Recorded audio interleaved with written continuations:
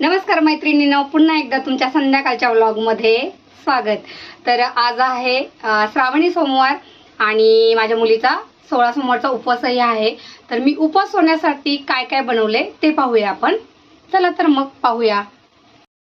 मी बनवली आहे बटाट्याची भाजी, मेथीची भाजी, तांदळाची खीर,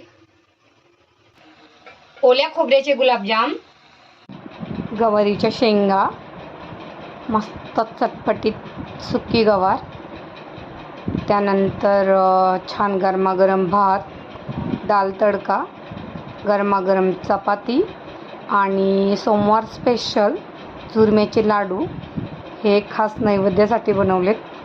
त्यानंतर आता पूर्ण माझं जेवण रेडी आहे। उपवास सोडायला घेतलाय, देवाचा नैवेद्यही भरलाय, देवबाप्पाला नैवेद्य दिला आणि त्यानंतर बाकी सगळ्यांना जेवायला दिली। मुलीचंही ताट केलं आणि मलाही जेवायला घेतलं आणि अशा रीतीने मस्त केळीच्या पानावर उपवास सोडला। फायनली सगळी भांडी घासून झाली, तोपर्यंत घरातले सगळे झोपले होते।